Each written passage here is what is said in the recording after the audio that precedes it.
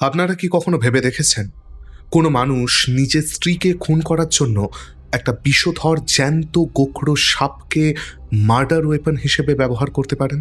না কোনো পিস্তল নয়, বিষ নয়, সাধারণ কোনো ধারালো অস্ত্র নয়, এই খুনের জন্য ব্যবহার করা হয়েছিল একটা আস্ত কিং কোবরা সাপকে নিখুঁত পরিকল্পনার মাধ্যমে।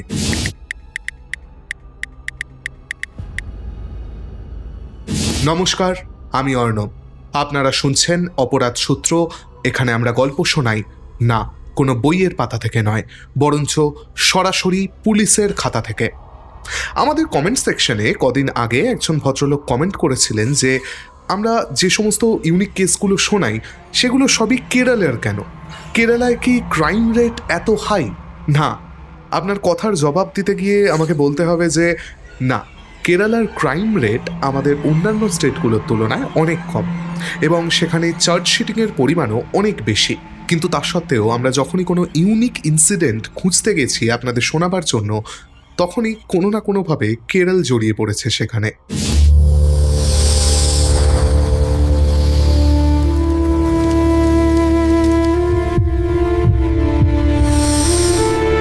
তো আমাদের আজকের গল্প কেরালার কোল্লাম জেলার আঞ্চলের একটি 25 বছরের মিষ্টি মেয়ে উত্তরার।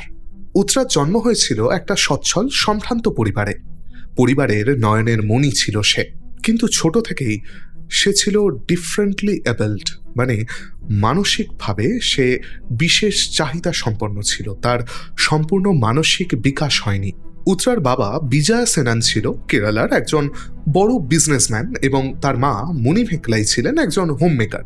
তিনি বাড়িঘর সামলাতেন। উত্তরার বিয়ে হয়েছিল কুমার সুরাজ নামে একজন ছেলের সঙ্গে।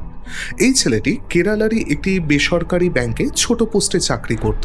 না, তার পরিবার কোনোভাবেই উত্তরার পরিবারের সমকক্ষ ছিল না। সে অত্যন্ত গরিব পরিবার থেকেই বিলং করত। 2018 সালের 25শে মার্চ উত্তরা এবং সুরাজের বিয়ে হয়েছিল। উত্তরার পরিবার প্রথম থেকেই জানতো যে উত্তরা ডিফারেন্টলি এবেলড, তাই তারা সুরজকে জামাই হিসেবে পেয়ে বেশ খুশি হয়েছিল। তারা ভেবেছিল যে সুরজ গরিব হলেও তাদের মেয়েকে ভালোই রাখবে, সুখে রাখবে। কিন্তু ওই ছোট থেকে আমরা একটা প্রবাদ পড়েছি না, গরিব কিন্তু সৎ। সব গরিব কিন্তু সৎ হয় না। সুরজও ঠিক সৎ ছিল না। সে ভালো রাখার জন্য উত্তরাকে বিয়ে করেন। তার নজর ছিল উত্তরার বাবার প্রচুর সম্পত্তির ওপর। রীতিমতো পরিকল্পনা করেই সে উত্তরাকে বিয়ে করেছিল। বিয়েতে উত্তরার বাবা মেয়ে যাতে ভালো থাকে, মেয়ে যাতে সুখী থাকে, তাই সুরজকে প্রচুর পরিমাণে পণ দিয়েছিল। সেই পণের পরিমাণটা আপনাদেরকে একটু বলি। উত্তরার বাবা 800 গ্রাম সোনা দিয়েছিল। 800 গ্রাম সোনা মানে যদি আপনারা ভরিতে হিসেব করেন তাহলে প্রায় 68-69 ভরি, যার বর্তমান বাজার মূল্য যদি আপনারা ওই বিস্কুট ফরম্যাটে কেনেন বা ওই গোল্ড বার হিসেবে কেনেন তাহলেই 1,10,00,000 1,20,00,000 টাকা মতো। এবার এই দামটা যেটা বললাম এটা হচ্ছে আপনারা যদি সোনার বাট কেনেন সেক্ষেত্রে। আপনারা যদি গয়না হিসেবে কেনেন এত পরিমাণ সোনা তাহলে তার উপর 15% মেকিং চার্জ এবং তার উপর আবার আরও এক্সট্রা জিএসটি যোগ হবে। তার মানে ভেবে দেখুন কত টাকা। এছাড়া দিয়েছিল আরও 20 লক্ষ টাকা ক্যাশ, একটা বড় বিলাসবহুল গাড়ি। সুরজের এক বোন ছিল, তার পড়াশোনার খরচ খরচাও উত্তরার বাবা মাই নিয়েছিল এবং সুরজের এই বোনকে একটা স্কুটিও তারা গিফট করেছিল।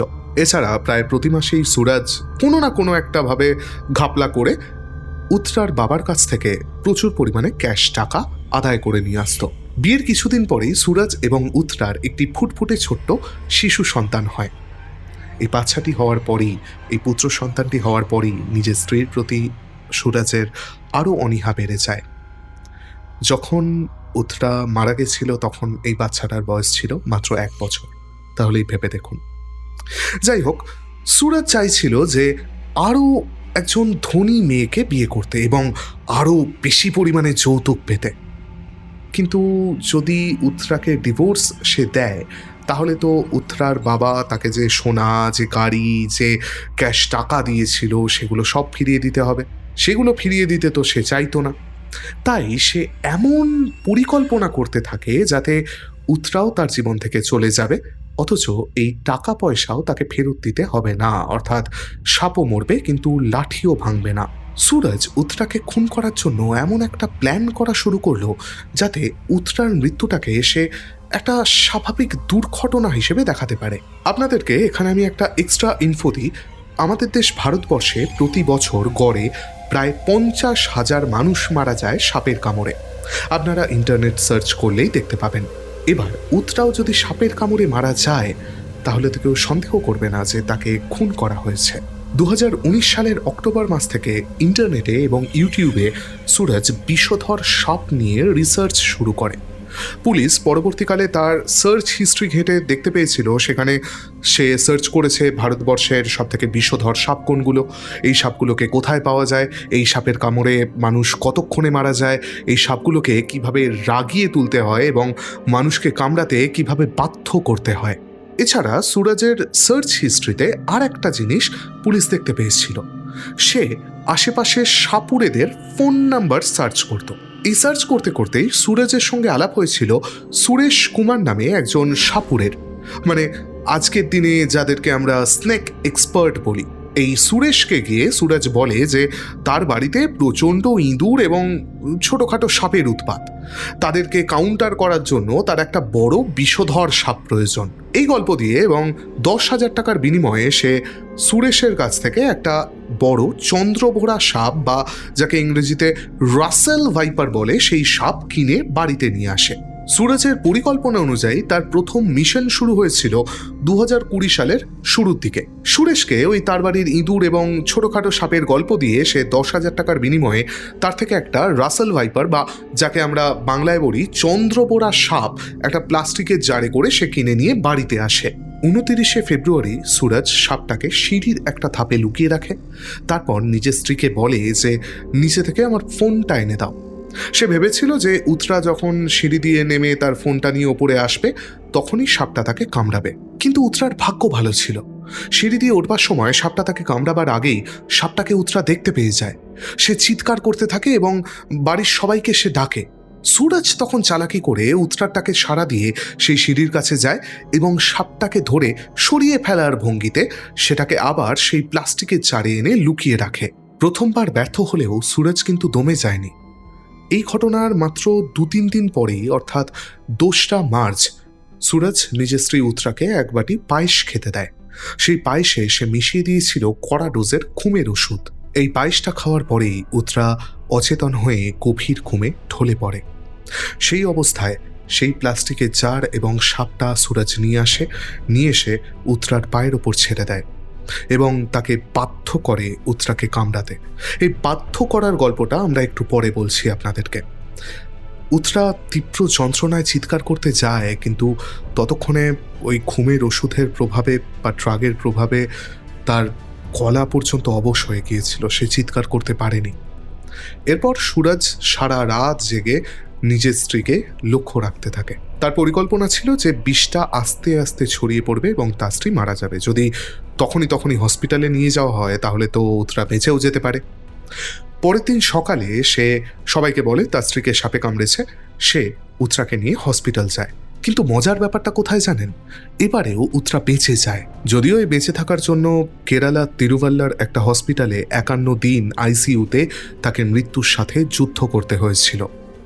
বেঁচে ওঠার পরেও তার পা যেখানে সাপটা দংশন করেছিল সেই জায়গাটা পচে গেছিল এবং যে কারণে উত্তরাকে একটা কঠিন স্কিন গ্রাফিটিং সার্জারি পর্যন্ত করাতে হয়েছিল। সুরজের জায়গায় যদি অন্য কোনো মানুষ থাকতো তাহলে দুবার স্ত্রী বেঁচে যাওয়ার পর তার মনে একটু হলেও তো অনুশোচনার সৃষ্টি হতো বলুন, কিন্তু সুরজের মনে সেটা হয়নি। সুরজের মাথায় রক্ত উঠে গেছিল। যে সময়টায় উত্তরাকে তার বাবা মা নিজেদের বাড়িতে নিয়ে গিয়েছিল যাতে মেয়ে কিছুদিন বিশ্রাম নিয়ে সুস্থ হতে পারে, সেই সময়টাতেই আরও একটা গভীর ষড়যন্ত্র সাজাতে শুরু করে এই সুরজ। সে এই সুযোগে সুরেশের কাছে আবার যায়। তাকে গিয়ে বলে যে চন্দ্রবোরার বিষে কোনো কাজ হয়নি, এবার আমি একটা গোখরো সাপ কিনতে চাই। আবার টাকার বিনিময়ে সে 5 ফুট লম্বা একটা গোকড়ো সাপ ব্যাগে ভরে নিয়ে আঞ্চালে যায় উত্তরাদের বাড়িতে। সেখানে গিয়ে সে উত্তরার বাবা মাকে বলে যে সে নিজের স্ত্রীর সেবা করতে চায়। তার বাবা মা দেখে খুশি হয়। সে এই সেবা করার ভান করে উত্তরার বাড়িতেই থেকে যায়।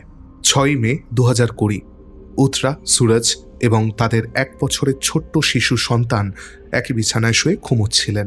যে ঘরটায় তারা শুয়েছিল সেই ঘরটা ছিল এয়ার কন্ডিশন, মানে ঘরটার দরজা জানালা বন্ধ ছিল। এই ব্যাপারটা আপনারা মাথায় রাখবেন, পরে কাজে লাগবে। রাত 10টা নাগাদ নিজের স্ত্রীকে ঘুম থেকে তুলে সুরজ 1 গ্লাস ফলের রস খেতে দেয়। সেই রসেও আবার ওই ঘুমের ওষুধ মেশানো ছিল। ওই ফলের জুস খাওয়ার পর উত্তরা আবারও আগের মতোই অচেতন হয়ে পড়ে। রাত 12:30 নাগাদ, আই রিমাইন্ড ইউ, তখন উত্তরার পাশে তাদের 1 বছরের শিশু সন্তানও কিন্তু ঘুমোচ্ছিল। রাত 12:30 নাগাদ সুরজ গিয়ে সেই প্লাস্টিকের জার যেটার মধ্যে সে ওই সাপটাকে লুকিয়ে রেখেছিল সেই জারটা বের করে আনে এবং সেখান থেকে সাপটাকে বের করে উত্তরার ওপরে ছুঁড়ে দেয় যাতে সেই সাপটা উত্তরাকে কামড়ায়। সাপটা কিন্তু উত্তরাকে কামড়াচ্ছিল না। সাপটা বারবার চেষ্টা করছিল ঘরের কোণার দিকে পালিয়ে যেতে। রাত 1টা থেকে 2টো পর্যন্ত সুরজ ক্রমাগত সাপটার লেজ ধরে সাপটাকে টেনে আনে এবং উত্তরার উপর বারবার ছুঁড়ে ফেলতে থাকে। কিন্তু এত কিছুর পরেও যখন কোনো লাভ হয় না, তখন সুরজ সাপটাকে নিয়ে এসে রাত 2টো নাগাদই উত্তরার হাতের ওপর তার মাথাটা জোর করে চেপে ধরে। প্রচণ্ড ভয়ে এবং যন্ত্রণায় সাপটা দুবার উত্তরাকে প্রচণ্ড গভীরভাবে দংশন করে এবং তারপর উত্তরাকে ছেড়ে পালিয়ে গিয়ে আশ্রয় নেয় ওই ঘরেরই কোণার দিকে একটা আলমারির তলায়। জানেন তো, যারা রেগে গিয়ে রাগের মাথায় খুন করে তারা খুন করার পর প্রচণ্ড নার্ভাস হয়ে যায়, প্রমাণ লোপাটের কথা তাদের মাথায় আসে না। কিন্তু সুরজ সেরকম ছিল না। সে তো রাগের মাথায় খুন করেনি, সে রীতিমতো পরিকল্পনা করে ঠান্ডা মাথায় নিজের স্ত্রীকে খুন করেছিল। তাই খুন করার পরেও সুরজ নার্ভাস হয় না। সে এক এক করে প্রমাণ লোপাট করা শুরু করে। প্রথমেই তার মাথায় আসে সেই গ্লাসটার কথা, যে গ্লাসটায় করে ঘুমের ওষুধ মেশানো জুস সে নিজের স্ত্রীকে খেতে দিয়েছিল। সে গ্লাসটাকে বেসিনে নিয়ে গিয়ে ধুয়ে ফেলে। তারপর তার মাথায় আসে সেই লাঠিটার কথা যেটা দিয়ে সে সাপটাকে বারবার ধরছিল। সেই লাঠিটাকে সে ভেঙে ফেলে দেয়। তারপর নিজের সমস্ত কল হিস্ট্রি সে ডিলিট করে ফেলে। উত্তরা রোজ বেশ সকাল সকালই ঘুম থেকে উঠত। সেদিন যখন সে উঠল না, তখন তার মা মণিমেখলাই মেয়ের ঘরে গেলেন এবং মেয়ের ঘরে গিয়ে তিনি একটা অবাক করা বিষয় দেখলেন। তার জামাই কিন্তু রোজ বেশ লেট করে ঘুম থেকে উঠত। সেদিন তিনি দেখলেন তার জামাই ঘুম থেকে উঠে সামনের বারান্দাটায় গিয়ে বসে আছে। তিনি ওদিকে অত খেয়াল না করে নিজের মেয়েকে ডাকতে গিয়ে মেয়ের গায়ে হাত দিয়ে দেখেন মেয়ের গা ঠান্ডা এবং নিথর। সঙ্গে সঙ্গে তিনি বাড়ির সবাইকে ডাকেন এবং উত্তরাকে হসপিটাল নিয়ে যাওয়া হয়। হসপিটালে তাকে মৃত ঘোষণা করা হয়। হসপিটালে বলা হয় সাপের কামড়ে তার মৃত্যু হয়েছে। সুতরাং তারা এসে ঘরটা চেক করতে গিয়ে আলমারির তলা থেকে ওই গোখরো সাপটাকে খুঁজে পায় এবং সেই সাপটাকে পিটিয়ে মারা হয়।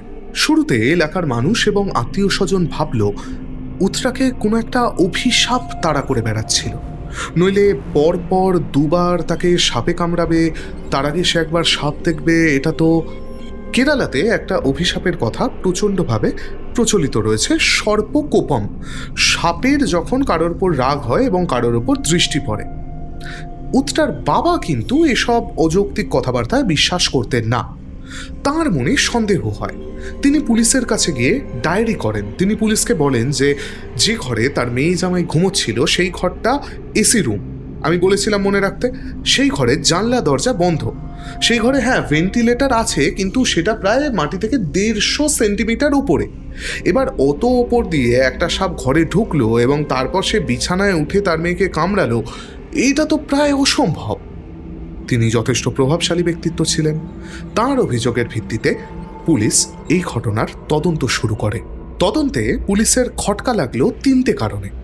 প্রথম কারণ হচ্ছে, গোখরো সাপ যখন কোনো মানুষকে আত্মরক্ষার জন্য কামড়ায়, সাধারণত তো সাপ আত্মরক্ষার জন্যই কামড়ায়, তখন যে ক্ষতটা সৃষ্টি হয় সেটা হয় 1.7 থেকে 1.8 মিলিমিটারের মধ্যে।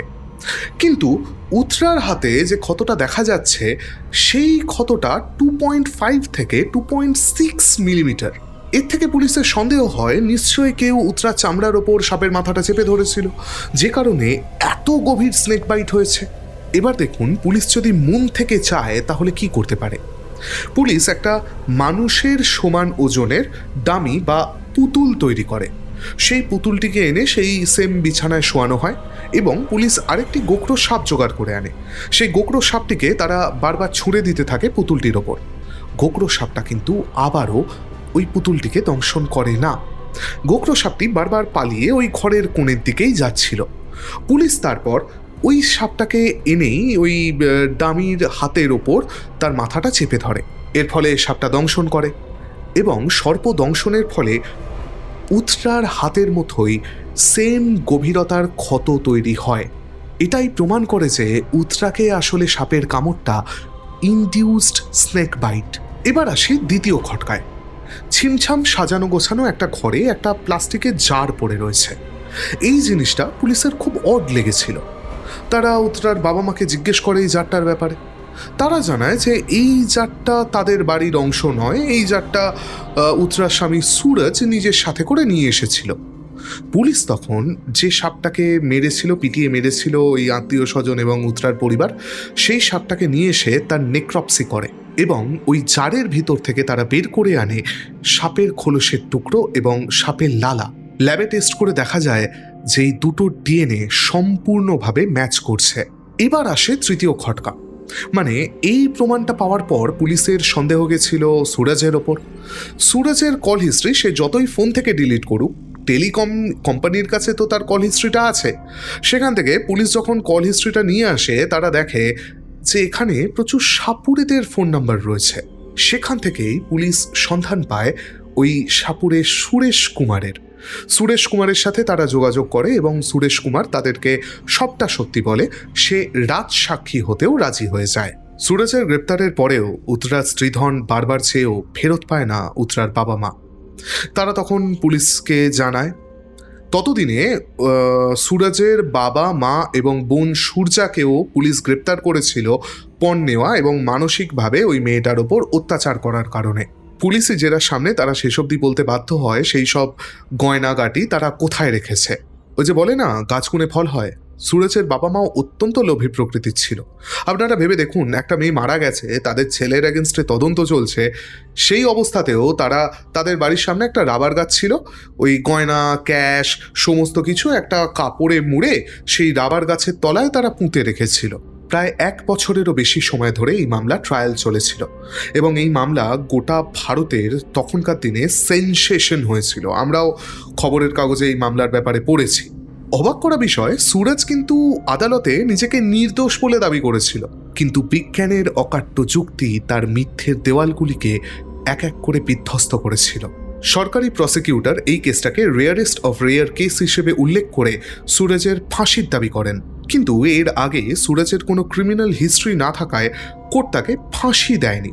কোর্ট তাকে একটা অনন্য সাজা শুনিয়েছিল। 13ই অক্টোবর 2021 কোর্টের রায় বেরোয়। সেই রায়ে দেখা যায় জাজ সুরজকে কনজিকিউটিভ ডাবল ইমপ্রিজনমেন্টের সাজা দিয়েছেন এবং তার সাথে অ্যাড করেছেন আরও 17 বছর, অর্থাৎ পরপর 2 বার সে যাবজ্জীবন সাজা খাটবে এবং সঙ্গে আরও 17 বছর জেল খাটবে। সঙ্গে আরও 5 লাখ টাকা তাকে এবং তার পরিবারকে জরিমানা করা হয়েছিল। উত্তরা আজ নেই, তাদের 1 বছরের শিশু সন্তান দাদু দিদার কাছেই মানুষ হচ্ছে। সুরজ এখন কেরালা সেন্ট্রাল জেলে। সেখানে সে প্রথমে 17 বছরের সশ্রম কারাদণ্ড ভোগ করবে। তারপর সেই কারাদণ্ড শেষ হলে তার প্রথম লাইফ ইমপ্রিজনমেন্ট শুরু হবে এবং সেটাও যখন শেষ হবে তারপর তার সেকেন্ড টার্মের লাইফ ইমপ্রিজনমেন্ট শুরু হবে। অর্থাৎ সরকারের বিশেষ ক্ষমা যদি সে না পেয়ে যায়, আমরা যে ক্ষমার ব্যাপারটা এই 2 দিন আগেও আমাদের বিশেষ একটা কেসে দেখলাম, আমাদের কমিউনিটি পোস্টের দিকে নজর রাখলে আপনারা দেখতে পাবেন, সেরকম ক্ষমা যদি না পেয়ে যায় সেক্ষেত্রে সে তার সারা জীবনটা জেলেই কাটাবে। কিন্তু এই গল্পটা জানেন তো, নেহাতি একটা খুনের গল্প নয়, এটা আমাদের পণলোভী সমাজের মুখে একটা জুতোর বাড়ি। জানেন তো, আমরা অল্প বিস্তর সোশ্যাল মিডিয়ায় বর্তমানে সবাই অ্যাক্টিভ। সোশ্যাল মিডিয়াতেই কিছু পোস্টের কমেন্ট বক্সে আমাদের চোখে পড়ে যে প্রচুর ছেলে মেয়ে বর্তমান যুগে দাঁড়িয়েও পণ প্রথাকে সাপোর্ট করে। তাদের উদ্দেশ্যে বলি, তারা কি জানে যে ভারতবর্ষে প্রতিদিন, আই রিপিট প্রতিদিন, গড়ে 21 জন মেয়ে পণ প্রথার কারণে মারা যায়? হ্যাঁ, হয়তো আমাদের শহরে আমরা খুব একটা বেশি দেখতে পাই না, কিন্তু আজও আমাদের পশ্চিমবঙ্গে অনেকটা কম হলেও ভারতবর্ষের বহু জায়গায় এই পণ প্রথার করাল থাবা ভালো রকমভাবে রয়েছে সমাজের ওপর। তাই কোনো শিক্ষিত যুবককে পণ প্রথার সমর্থন করতে দেখলে আমার বেশ গায়েই লাগে। যাকে কেরল পুলিশের ভূমিকাকেও এখানে আমরা প্রশংসা করব। তারা যে কাজ করেছে সেটা অত্যন্ত রিমার্কেবল, এবং কোর্ট যে রায় দিয়েছে সেটা আমার মতে এই সমস্ত পণলোভীদের মুখে জুতোর বাড়ি। এরা ভয় পাবে এর থেকে। একটা মানুষকে ফাঁসি দেওয়া মানে তো তার মৃত্যু হয়ে গেল, সে তো মুক্তি পেয়ে গেল, কিন্তু তাকে সারা জীবন জেলে পুছিয়ে পুছিয়ে মারা। এখানে আরেক তরফেরও দোষ আছে জানেন তো, উত্তরার বাবা মার। এটা যদিও সম্পূর্ণ আমার মতামত, আপনারা আমার সাথে একমত নাও হতে পারেন। উত্তরার বাবা মা এই যে উত্তরার বিয়ে দিল, কারণ এত টাকা পণ দিল, কারণ তারা জানতো তাদের মেয়ে ডিফারেন্টলি অ্যাবেলড, তাই তারা খুশি হলো এত টাকা পণ দিয়ে। কিন্তু বিয়ে কি করতেই হবে, বিয়ে কি দিতেই হবে, বিয়েই কি একমাত্র একটা মেয়ের জীবনের লক্ষ্য বা একটা ছেলেরও জীবনের লক্ষ্য? এই টাকাটা যদি তারা নিজের মেয়ের জন্য সঞ্চয় করে রেখে দিত, মেয়েটা তো একটা সুখী জীবন কাটাতেই পারতো। আমাদের মনে হয় আমাদের এই, আমি বিয়েকে ছোট করছি না, কিন্তু এই করতেই হবে, বিয়ে না করলে জীবন শেষ, এই ধারণা থেকে বেরিয়ে আসার সময় এসেছে। যাকে আমাদের আজকের কেসটা আপনাদের কেমন লাগলো আমাদেরকে কমেন্ট বক্সে অবশ্যই লিখে জানাবেন। যদি ভালো লাগে, খারাপ লাগলে তো কিছু বলার নেই, কিন্তু যদি ভালো লাগে অবশ্যই ভিডিওটাকে একটা লাইক করবেন, আমাদের চ্যানেলটা সাবস্ক্রাইব করবেন, এবং যদি পারেন ভিডিওটাকে হাইপ করবেন। অনেক ধন্যবাদ। শুভরাত্রি।